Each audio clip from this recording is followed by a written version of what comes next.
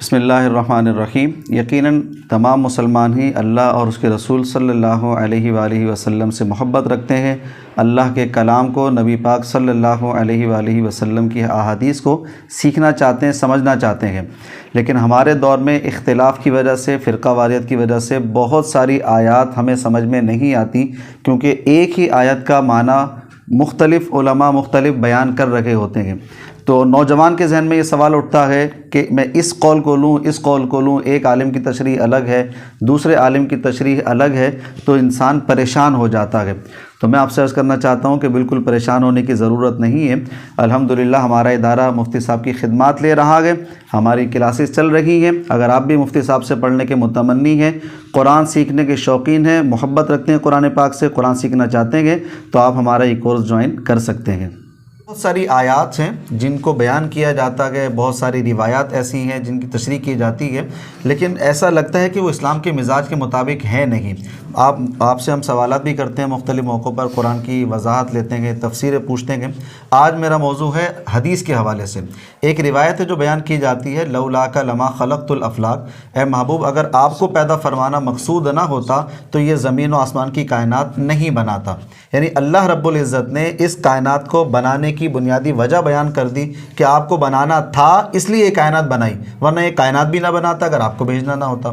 تو یہ بات قرآن کے بنیادی معنی سے متصادم تو نہیں ہو رہی؟ بالکل متصادم ہو رہی ہے، بلکہ آپ جملہ محققین کو دیکھیں گے، محدثین کو، ظاہر ہے کوئی بھی روایت آتی ہے اللہ کے نبی علیہ السلام سے منسوب کر کے آتی ہے تو پوری تحقیق ہونا شروع ہو جاتی ہے کہ اس کی سند میں کیا پرابلم ہے، متن میں کیا پرابلم ہے۔ تو ماضی میں سب نے کی، اور اس روایت کو نہ تو سندن ٹھیک سمجھا گیا ہے، اور قرآن پاک سے بالکل اس کا جو مضمون ہے وہ بھی متعارض ہو جاتا ہے۔ اچھا، آپ دیکھیں محقق شوکانی رحمۃ اللہ علیہ کو پڑھیں، علامہ ذہبی کو دیکھیں، ابن حجر عسقلانی کو دیکھیں، شیخ ابن تیمیہ صاحب کو دیکھیں، اس کے علاوہ بھی جس بھی محدث اور محقق کو دیکھیں، ان سب نے ذکر کیا یہ جھوٹی روایت۔ اچھا، اور رسول اللہ صلی اللہ علیہ وسلم کا مبارک مقدس نام لے کر کے یہ ایک بات مشہور ہو گئی، لیکن اس کی نہ تو کوئی سند معتبر ہے، اور جو مضمون ہے ظاہر ہے وہ بھی قرآن سے کلیش کرتا ہے، اور ظاہر اس میں احتیاط چاہیے، ہمیں بالکل بیان نہیں کرنی چاہیے۔ اچھا، دو باتیں ہو گئیں، ایک تو سند کے اعتبار سے آپ فرما رہے ہیں کہ یہ بالکل موضوع ہے، اور دوسری بات آپ یہ فرما رہے ہیں کہ قرآن سے بھی متصادم ہو رہی ہے۔ تو اس میں جو معنی بیان کر رہے ہیں وہ قرآن سے کس طریقے سے متصادم ہو رہا ہے؟ وہ اس لیے متصادم ہو جاتا ہے، سب سے پہلے دیکھیں اردو اور عربی اس میں تھوڑا سا فرق ہے۔ صحیح ہے۔ جیسے عربی کے اندر جو ہے میں سمجھا دیتا ہوں، کوئی اردو کے اندر ایک لفظ ہے کے لیے ہم استعمال کرتے ہیں۔ صحیح ہے۔ اچھا، یہ کسی بھی چیز کے نفع کے لیے بھی استعمال کیا جاتا ہے اردو میں، اور کسی بھی چیز کے مقصد کے لیے بھی بیان کیا جاتا ہے۔ ٹھیک ہے بھائی، یہ امتحان کا مقصد یہ ہے، وہ اس لیے امتحان لیا جا رہا ہے، تو مقصد کو کے لیے سے اردو میں تعبیر کرتے ہیں، اور نفع کے لیے بھی کے لیے سے ہی تعبیر کرتے ہیں۔ عربی کے اندر بھی تھوڑا غور کیجئے گا، نفع کے لیے لام حرف جر استعمال ہو جاتا ہے۔ صحیح، ٹھیک ہے، حرف جر۔ مقصد کے لیے بھی لام استعمال ہوتا ہے، لیکن حرف جر استعمال نہیں ہوتا، یہ مضارع کے اوپر داخل ہوگا، اور وہ لام مقاصد بیان کرنے کے لیے آتا ہے، لام کئی وغیرہ نارمل اس کو تعبیر کیا جاتا ہے۔ تو عربی میں تھوڑا فرق ہے، اردو کے اندر ایک ہی لفظ ہے جو دونوں میں استعمال ہو جاتا ہے۔ ٹھیک ہے۔ اچھا، نفع کے لیے اگر یہ جو کے لیے کا لفظ ہے، اگر اس کو ہم نفع کے معنی میں لے جائیں، جس کے اندر ہمارا دنیاوی نفع ہو، آخرت کا نفع ہو، علمی نفع ہو، عملی نفع ہو، تو یہ جو زمین ہے اس کے اندر ہر ایک چیز وہ اللہ نے ہمارے لیے ہی بنائی۔ اچھا، آپ کے لیے بنائی ہے، میرے لیے بنائی ہے، اس کے لیے بنائی ہے، وقاص کے لیے بنائی ہے، زید کے لیے بنائی ہے، اور بدرجہ اولا اور اتم انبیاء کرام علیہ السلام کے لیے بنائی ہے۔ جیسے اللہ قرآن میں فرماتے هو الذی خلق لکم ما فی الارض جميعا، اللہ نے تمہارے لیے جو کچھ زمین میں ہے وہ بنایا۔ اب یہاں پر جو کے لیے بنایا وہ نفع کے لیے، ہمارے نفع دنیا اخروی سب نفع۔ تو اس معنی کے اندر اگر ہم دیکھیں تو اللہ تعالیٰ نے مخلوق کے لیے ہی زمین بنائی۔ سورہ رحمان میں اللہ فرماتے ہیں وَالْأَرْضَ وَضَعَهَا لِلْأَنَامِ، کہ جو زمین ہے یہ میں نے بنائی ہی اپنی مخلوقات کے لیے، انہی کے لیے ہر چیز کا انتظام اللہ نے کیا۔ تو یہ جو معنی ہے ذہن میں رکھیے گا، اس کے اندر سب مشترک ہو جاتے ہیں، اللہ کے تمام مخلوقات مشترک ہیں۔ یعنی ایک زمین اللہ نے بنائی، اس میں پانی، ہوا، جو بھی کچھ اللہ نے نعمتیں رکھی میرے لیے، آپ کے لیے، اپنے مبارک نبیوں کے لیے، اپنے مبارک رسولوں کے لیے علیہم الصلوۃ والسلام۔ دوسرا جو مسئلہ ہوتا ہے وہ یہ کہ کے لیے کا لفظ جب مقصد کے لیے اردو میں ہم استعمال کریں، یہ پرابلم کر دیتا ہے، اس لیے کہ قرآن پاک نے انسان کو پیدا کیا جنات کو پیدا کیا، خلق جو کی اللہ تھا، اس کے مقاصد قرآن نے ترتیب سے ذکر کیے. اچھا. اور ان مقاصد کو جب قرآن نسخ کر دے اور واضح الفاظ میں نسخ کر دے، پھر ہم کسی بھی وجہ سے اگر اس کو بدلنے کی کوشش کریں گے ظاہر قرآن پاک کے خلاف ہو جاتے ہیں. جیسے اللہ تعالیٰ ذکر فرماتے ہیں ایک جگہ پر، ہم نے زمین کو پیدا کیا، آسمانوں کو پیدا کیا، لِتَعْلَمُوا أَنَّ اللَّهَ عَلَى كُلِّ شَيْءٍ قَدِيرٌ، اور مقصد اس کا بیان کیا جا رہا ہے لام سے ہی، مضارع کے اوپر ڈال، تاکہ تم لوگ یہ جانو کہ اللہ تعالیٰ ہر شے پر قادر ہے. یعنی اللہ کی معرفت حاصل ہو، ہمیں خالق کی معرفت ہو حاصل. مخلوق کو دیکھ کے انسان کا ذہن خالق کی طرف ہی جاتا ہے، اور جیسی مخلوق ہوگی خالق بھی ویسا ہونا چاہیے. مخلوق اتنی زبردست نکلے گی، خلق اتنا بہترین ہمارے سامنے آئے گا، تو خالق کا تصور بھی بہترین ہوگا. تو اللہ کی معرفت یہ اللہ نے ذکر کیا. ایک جگہ اللہ فرماتے ہیں ہم نے خلق کیا جنات کو اور انسانوں کو لیعبدون، تاکہ اس جس کی معرفت آپ کو ملی پھر اسی کے سامنے سر بھی جھکایا جائے.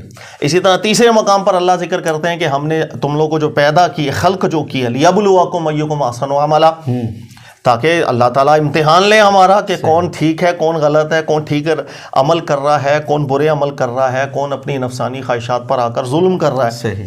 اسی طرح اللہ تعالیٰ نے ایک مقصد اور ذکر کر دیا قرآن پاک میں. اللہ فرماتے ہیں لا یزالون مختلفین الا ما رحم ربک ولذالک خلقہم، کہ جب بھی ہم حق اور باطل کا اختلاف ہوگا ہی ہوگا، اس میں سے پھر حق والے جو ہیں جس پر اللہ کا رحم ہوتا ہے وہ جدا ہوتے ہیں، وہ ممتاز ہوتے ہیں. وَلِذَالِكَ خَلَقَهُمْ، اسی حق اور باطل کے اختلاف اور اس اختلاف سے جو نکھر کا حق سامنے آتا ہے، اس کو چننے والے جو لوگ ہیں اسی کے لیے اللہ نے پیدا کیا ہے.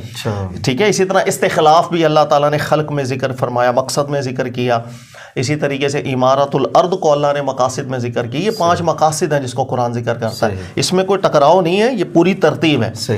اللہ کی معرفت ہوگی تو اس کی بندگی ہوگی، اس کی بندگی ہوگی تو اس کے احکامات پر سرنوشت، اور جو اس کے احکامات پر آئے گا وہ عمل صالح کرے گا. جب عمل صالح کرے گا تو اس دنیا کے اندر وہ حق اور باطل میں حق کو چنے گا. یہ پوری ایک چین ہے، اصل میں ایک ہی چیز ہے، اللہ کی معرفت اور اسی کی جسے کہتے ہیں بندگی ہونا. تو مقصد جب قرآن نے متعین کر دیا، اس کے بعد اگر کوئی بھی روایت آ کے اس مقصد سے ہٹ کر کوئی بات کرے گی تو ظاہر ہے پھر اس کے متن پر اعتراض تو بنتا ہے. ٹھیک ہے. اچھا، جس طریقے سے آپ نے لام کے بارے میں ذکر کیا، تو یہ جو روایت آ رہی ہے لولا کا لما، تو اس میں کون سا لام ایسا پرابلم کر رہا ہے کہ جس سے یہ معنی ہم نہیں لے سکتے کہ حضور کے لیے، نبی علیہ الصلوۃ والسلام کے لیے جو ہے کائنات بنائی گئی؟ اس لیے کہ یہاں جو ہے یہ مختلف جو روایات آئی ہیں اس کے اندر ایک مقصد ذکر ہو رہا ہے. جیسے آپ مختلف روایات الگ الگ الفاظ میں دیکھیں، حاکم مستدرک کی جو روایت ہے اس کو دیکھیں کہ حضرت عیسیٰ کریم علیہ السلام نے سے اللہ تعالیٰ نے فرمایا کہ اگر ہم محمد کو نہ پیدا کرتے تو آپ کو بھی نہ پیدا کرتے، کسی کو بھی نہ پیدا. تو ہر ایک کی تخلیق کے پیچھے علت اور مقصد وہ اللہ کے نبی علیہ السلام کی مبارک ذات ہو جاتی ہے. یہ روایت حاکم نے لکھی اور اس کو صحیح قرار دیا، لیکن علامہ ذہبی نے فوراً گرفت کی. انہوں نے کہا موضوع جھوٹی روایت ہے، یہ صحیح کہاں سے ہو گئی؟ پھر اسی کے اوپر آپ دیکھیں گے علامہ ابن حجر عسقلانی رحمۃ اللہ علیہ، انہوں نے بھی تائید کی علامہ ذہبی کی، یعنی جھوٹی روایت ہے، اس کو صحیح نہ بولے. تو اس کے اندر چونکہ ایک علت اور مقصد کی طرف اشارہ جا رہا ہے، وہ قرآن پاک کے پھر مقابلے میں آ جاتا ہے. ہم ہاں لا انتفاع کے لیے اگر ہم کہیں تو یہ جو زمین ہے، یہ کائنات ہے، جنت ہے، اللہ تعالیٰ نے انسانوں کے لیے بنائے، اس کے علمی فوائد کے لیے، اس سے ہم ہدایت لیں، استدلالات کریں. تو ہمارے نفع کے لیے علمی عملی اللہ نے بنائے، اس کی قرآن نسخ کرتا ہے. ان معاملات کو قرآن نے چونکہ متعین کر دیا، اس کو بدلنے کے اوپر ہم آئیں گے تو قرآن کے خلاف ہو جائیں گے. تو یہ جو معنی بیان کیا جاتا ہے کہ وجہ تخلیق کائنات نبی علیہ الصلوۃ والسلام کے، اللہ فرماتا ہے کہ اگر آپ کو پیدا فرمانا مقصود نہ ہوتا تو یہ کائنات نہ بناتا. یہ معنی بالکل غلط ہو جائے گا. بالکل غلط ہے، ثابت ہی نہیں ہے. اللہ فرماتا ہے، کہاں اللہ نے فرمایا؟ کہتا ہوں یہ تو روایت ہی موضوع ہے، علماء نے کہا جھوٹی بنائی ہے. صحیح. اب شیخ الاسلام ابن تیمیہ صاحب کے اس کے اوپر فتویٰ پڑھیے، ان سے بھی ایک جگہ سوال ہوا تو شیخ ابن تیمیہ صاحب نے بڑی پیاری بات فرمائی. انہوں نے کہا میرے نبی علیہ السلام کی شان اللہ نے اتنی پیاری ذکر کی قرآن میں، رسول اللہ صلی اللہ علیہ وسلم کے اوصاف اتنے اعلیٰ ذکر کیے ہیں، تو نبی پاک علیہ الصلوۃ والسلام کی شان اور مدح کرنے کے لیے ہمیں جھوٹ کے سہارے کی ضرورت بالکل نہیں ہوتی ہے. اور یہ جھوٹ ہے، بلکہ انہوں نے ذکر کیا کہ اس کی کوئی سند بھی ایسی نہیں ہے کہ نبی علیہ الصلوۃ والسلام تک ہم اس کو متصل مانیں. تو یہ ہے ہی نہیں بات، کہاں سے اللہ نے فرمایا ایسا؟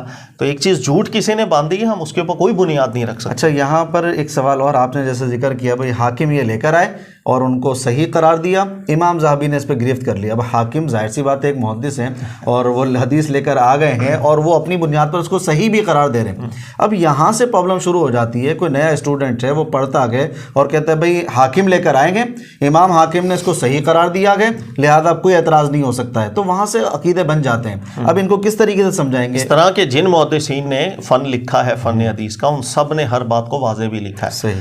حاکم کی تصحیح کا کوئی اعتبار نہیں ہوتا، صحیح۔ اس لیے کہ مستدرک حاکم کے جو مصنف تھے انہوں نے ایک رف مجموعہ احادیث کا جب اکٹھا کیا تھا، ایک رف کام تھا، ابھی فیئر نہیں ہوا، صحیح، ابھی فائنل نہیں ہوا تھا، ایک مختصر سا مجموعہ تھا جس کے اوپر ان کے کچھ کامنٹس تھے، لیکن اس کو فائنلائز کرنے سے پہلے ان کی ڈیتھ ہو گئی تھی، صحیح، لہذا اس کے اندر بہت سی غلطیاں موجود تھیں۔ یہی وجہ ہے کہ علماء ذکر کرتے ہیں کہ صرف مجرد حاکم کی تصحیح قابل اعتبار نہیں ہوتی ہے، اس کے بعد پھر دیکھنا چاہیے، علامہ ذہبی نے اس کے اوپر پوری بحث کی ہے اور دیگر علماء کرام نے کی ہے، فقط اکیلے ان کی تصحیح کا اعتبار نہیں۔ اسی طرح بہت سے محدثین ایسے ہوتے ہیں جو بہت متساہل ہوتے تھے، جیسے ابن حبان بڑے محدث تھے لیکن وہ سند کے اندر بڑا تساہل سے کام لے جاتے تھے، اسی وجہ سے علماء نے ذکر کیا ہے کہ تصحیح ابن حبان کا بھی پہلے دیکھ لیا کرو، نظر ثانی کیا کرو کہ وہ بہت متساہل ہے اس معاملے کے اندر۔ اسی طرح محدث ترمذی جو ہے، ان کے حوالے سے بھی علماء نے ذکر کیا کہ فقط ان کی تصحیح کے اوپر نظر ثانی ضرور کیا کریں۔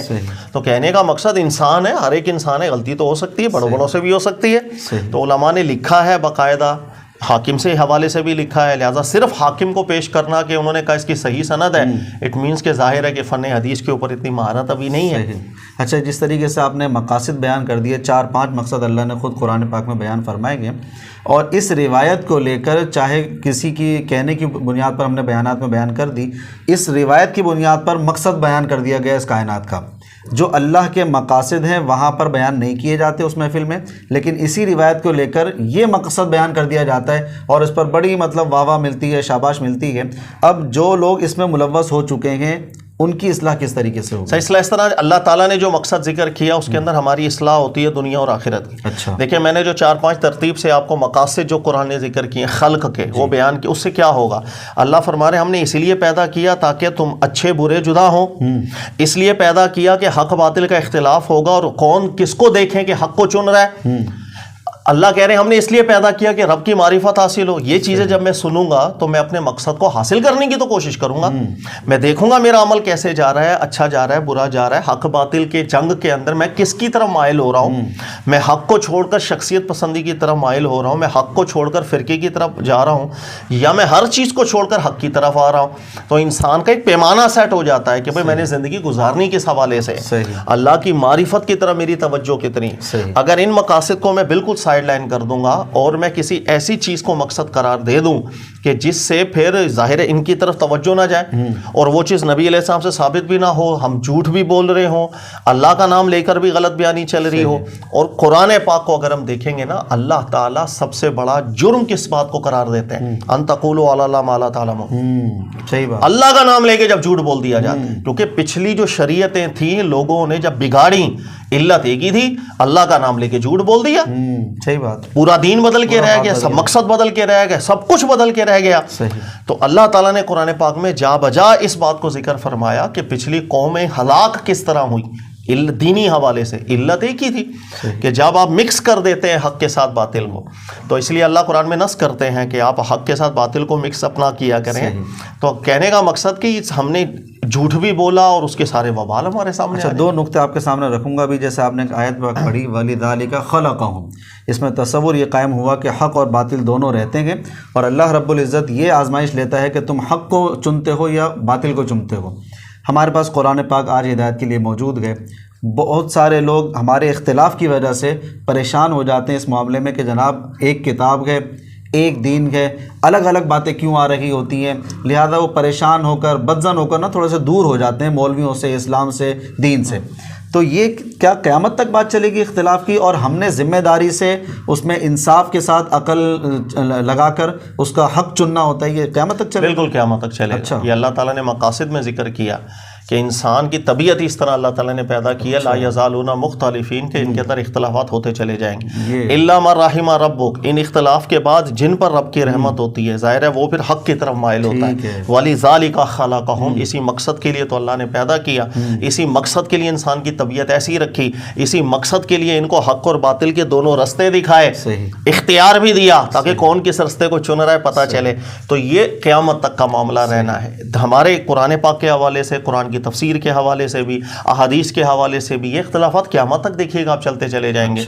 اس کے اندر ہم نے دیکھنا ہوتا ہے بھائی ایک روایت آ گئی میرے سامنے، کوئی کسی نے سنا دی، میں نے علماء کو دیکھا، پوری تفصیل انہوں نے ذکر کی، راویوں کے نام تک انہوں نے لکھ دیے کہ بھائی یہ سعید نام کا راوی ہے اس کے اندر جس نے یہ جھوٹ باندھا تھا اور اس جھوٹ باندھنے میں مشہور بھی تھا۔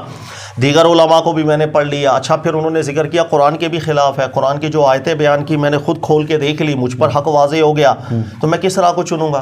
صرف اس راہ کو کہ میرا وہ ایک فرقہ بیان کر رہا ہے تو بس ٹھیک ہوگا؟ نو سر، میں نے حق کو چننا ہے جو اللہ بیان کر رہے ہیں، جو میرے سامنے کھل گیا۔ تو یہ چیزیں قیامت تک بالکل چلتی چلی جاتی ہے۔ مسلمانوں کے اندر یاد رکھیے گا غیر مسلموں سے زیادہ مسلمان امتحان کے اندر ہوتا ہے، غیر مسلم بھی امتحان کے اندر ہوتا ہے، مسلمان زیادہ امتحان کے اندر ہوتا ہے، اس لیے کہ اس کے پاس حق ہے، یہ اس حق کو بدلتا ہے۔ صحیح ہے، کسی کے پاس حق پہنچا یا نہ پہنچا وہ الگ بات، ہمارے پاس حق ہے اور ہم پھر اس حق کو اگر بگاڑنے کی کوشش کریں گے تو بڑا امتحان تو مجھ پر آ گیا، تو میں دو بلاؤں کے اندر مبتلا ہو جاتا ہوں۔ تو اللہ تعالیٰ اس سے محفوظ فرمائے۔ اس میں بنیاد معنی رکھتی ہے۔ اگر ہماری بنیاد یہ بنی ہو کہ ہم نے حق کو چننا ہے، بس پھر انسان چلتا چلا جاتا ہے اسی راہ کے اوپر۔ لیکن اس کے مقابلے میں اگر انسان کے دل کے اندر شعوری غیر شعوری طور پر یا ایسی صحبت میں وہ رہا کہ اس کے دل میں فرقے کی محبتیں بیٹھ گئیں، تو بس پھر وہ حق کہیں اور چلا جاتا ہے، پھر انسان ایک راہ پکڑ لیتا ہے۔ اس کے لیے وہ حق ہے جو اس زبان سے ہے، جو قرآن پاک سے ہے، وہ شاید یہی میں آپ سے سوال کرنا چاہ رہا تھا کہ ہر بندہ اپنے مسلک کے بڑے والے کو ظاہر سی بات ہے اسی کو فالو کرے گا۔ ایک عادت بھی یہی بن جاتی ہے کہ بھائی میں نے جس کو صحیح قرار دے دیا ہے اب اسی کی بات کو تسلیم کروں گا نا۔ لیکن یہاں پر اب ہونے یہ لگا ہے کہ جناب اس نے جو کہہ دیا اس کے مقابلے میں لاکھ بندہ بھی کھڑا ہو جائے، لیکن چونکہ اس نے کہہ دیا ہے لہذا میں اسی کو فالو کروں گا، علمی نکات کی طرف تو کوئی توجہ نہیں کرتا ہے۔ یہ مزاج کیسا رہے گا؟ سب بالکل غلط مزاج ہے۔ اس لیے میں نے آپ کو کہا طبیعتیں دو ہیں۔ جب آپ حق کو چنتے ہیں نا پھر اس کے اندر شخصیت بالکل بے معنی ہو جاتی ہے۔ ایک طرف 50 سال 60 سال کا تجربہ کار ایک مفسر ہو، موقع کو جو بھی ہو، سر اس کے مقابلے میں ایک چھوٹا سا بچہ بھی آپ لے کر آ جائیں، اگر وزنی بات بچہ کر رہا ہے، معقول بات بچہ کر رہا ہے، دلیل میں وزنی اور مضبوط یہاں پر ہو، تو سر مجھ پر لازم ہے کہ میں اس کو ترجیح دوں گا، میں اس کو ترجیح کبھی بھی نہیں دے سکتا جب تک مجھ پر وہ چیز حق کے طور پر سامنے نہ آ جائے۔ سر یہ مزاج بہت الگ ہوتا ہے۔ عمر فاروق رضی اللہ تعالیٰ عنہ عمر میں بہت بڑے تھے، حضرت عبداللہ ابن عباس ابھی بہت کم عمر تھے، بلکہ وہ قریب بالغ ہوئے تھے کہ جس وقت اللہ کے رسول صلی اللہ علیہ وسلم کا مبارک وصال ہوا تھا۔ سر اس کے باوجود بھی علمی حیثیت کے اندر عبداللہ ابن عباس بہت آگے تھے۔ تو اکثر اوقات صحابہ کرام کے ساتھ جب مشاورت ہوتی جس میں علمی محفل لگتی تو اپنے ساتھ عبداللہ ابن عباس کو لے کے جایا کرتے تھے۔ اچھا، مختلف روایات آئیں، آپ پڑھیے گا، کئی دفعہ کئی لوگ اعتراض بھی کرتے تھے عمر فاروق آپ بچے کو ساتھ کیوں لے کر آتے ہیں، محفل علمی ہے۔ تو پھر عمر فاروق نے کئی دفعہ ان کے سامنے ایک علمی مسئلہ رکھا اور کہا عبداللہ ابن عباس دو جواب ان کو۔ پھر عبداللہ ابن عباس نے جب جواب دیا تو سب ایک جسے کہتے ہیں حیرانی میں مبتلا ہو گئے کہ اتنا کم عمر اتنا علم، پھر کسی نے دوبارہ کبھی اعتراض نہیں کیا۔ تو کہنے کا مقصد علم الگ چیز ہوتی ہے، اس کا تعلق عمر سے نہیں ہوتا، اللہ کے فضل سے ہوتا ہے۔ کبھی اللہ کسی جو ہم کہیں کہ بہت کم عمر بچے کو بھی ایسی صلاحیت دے دیتا ہے کہ اس کے منہ سے ایسی پیاری بات نکل جائے اور وہ اتنی جسے ہم کہتے ہیں باریک بینی کی طرف اس کی نگاہ چلی جائے کسی عالم کے نہ جا رہی ہو، ایسا بالکل ممکن ہوتا ہے، اس میں کوئی تعجب والی بات نہیں۔ مزاج کیسا ہے؟ آپ حق کو چنتے ہیں تو سامنے پھر عمر بھی معنی نہیں رکھتی سر۔ عمر دور کی بات ہے، ایک عالم ہے غیر عالم ہے۔ ہمارے استاد میں اکثر جملہ کوٹ کرتا ہوں، دوبارہ یاد آ جاتا ہے، کیا کروں؟ استاد فرماتے تھے گلی محلے کے لڑکے اس کی زبان سے بھی اگر ایسا جملہ نکلے کہ جس میں وزن زیادہ ہوگا ایک عالم کی بات سے اس کو ترجیح دینی پڑے گی۔ تو آپ کا منج کیا ہے، آپ کس پیٹرن کے اوپر چلتے ہیں، وہ معنی رکھتا ہے۔ اچھا بس آخری میں ایک سوال اور کر دیں، یہ جو بھی آیت پاک آئی تھی وَلَا يَزَالُونَ مُخْتَلِفِينَ، اللہ نے فرمایا کہ ان میں اتفاق اس طریقے سے نہیں ہوگا، ان کی طبیعتیں مختلف ہی رہیں گی۔ ایک بہت بڑا سوال بڑے پیمانے پہ کیا جاتا ہے، اللہ تعالیٰ سیدھی سیدھی طبیعت بنا دیتا، حق ہی رکھ دیتا دنیا میں، نہ باطل رکھتا، نہ طبیعتوں کا اختلاف ہوتا، نہ آج کے یہ معاملات سامنے پیش آتے، سیدھی زندگی یہاں زندگی گزارتے چلے جاتے، پھر دوسری زندگی میں چلے جاتے. کیوں ایسا کیا؟ سر اس لیے ایسا کیا کہ پوری کائنات دیکھ لیں، پوری کائنات میں کیسا کیا ہوا ہے اللہ نے. کیا سورج کی مجال ہے اس کے حکم کی خلاف ورزی کرے؟ چاند کی مجال ہے. اس کے علاوہ آپ اور اوپر چلے جائیں، اور اوپر چلے جائیں، آپ مختلف گلیکسیز کے اندر چلے جائیں، پوری کائنات کو دیکھ لیں، سب پوری کائنات اس کی فرما برداری کے اندر ہے. عطینا طائعین، سب اس کی فرما برداری میں لگے. لیکن وہ خالق ہے، یخلق ما یشاء، وہ جو چاہے پیدا کرے. اچھا، اس کی قدرت ہے. کیا وہ با اختیار مخلوق پیدا نہیں کر سکتا؟ اس نے با اختیار مخلوق پیدا کی. پھر با اختیار مخلوقوں کے اندر بھی ورائٹیز اس نے رکھ دی. ملائکہ کو پیدا کیا، عقل و شعور اس کو بھی دیا. وہ عاقل مخلوق بھی ہے، فرشتے جو ہیں ان کے اندر بھی شعور ہے. اچھا، اس کے مقابلے میں اللہ تعالیٰ نے جنات کو پیدا کیا. ایک خلقت کے طور پر یہ دونوں آپس میں مشابہ ہیں. وہ ان کو بھی دیکھ سکتے ہیں، آپس میں ایک دوسرے کی باتیں بھی سن سکتے ہیں، لیکن ان کو اللہ تعالیٰ نے اختیارات سے نوازا جنات کو، اور ان کو اللہ رب العزت نے تکلیف میں مبتلا کیا، ان ملائکہ کو نہیں کیا. اس کے علاوہ پھر اللہ تعالیٰ نے اس زمین کے اوپر بھی ایسی مخلوق کو پیدا کیا، شاہکار بنا کر کے پیدا کیا. اس کو وہ نعمت اللہ تعالیٰ نے دی، پوری کائنات میں ہم گھوم کے آ جائیں، سب پوری کائنات میں عجیب و غریب نظارے ہیں، لیکن صرف جو عقل اللہ تعالیٰ نے ہمیں دے دی ہے، اس سے بڑھ کر کے نعمت ہی کوئی نہیں ہے دنیا میں. اب اتنی قیمتی چیز اللہ نے ہمیں دی ہے، میں نے مانگی تو نہیں تھی، میں نے کیا، اللہ نے ہم سے صرف یہ مطالبہ کیا ہے کہ جو نعمت اتنی عظیم ہم نے آپ کو دے دی ہے، یہ خود ہی فیصلہ کر لیتی ہے، یہ ٹھیک ہے، یہ غلط ہے، یہ جھوٹ ہے، یہ سچ ہے، صحیح، یہ نافع ہے، یہ ضار ہے، یہ صحیح رستہ ہے، یہ غلط رستہ ہے، یہ جنت کا رستہ، دوزخ کا رستہ. تو جو خود ہی فیصلہ یہ کر رہی ہے اس کو چن لینا، جس کو تیری عقل بھی کہہ رہی ہے نفع والا رستہ ہے، یہ چوری کا رستہ ہے، یہ انصاف کا رستہ ہے، یہ ظلم کا رستہ ہے، یہ عدل کا رستہ ہے، اس کو چن لینا جو تیری ہی عقل کہہ رہی ہے، جو اللہ نے قیمتی چیز دے دی. کون سا بڑا امتحان ہے سر؟ بہت چھوٹا سا امتحان ہے اگر سمجھے تو.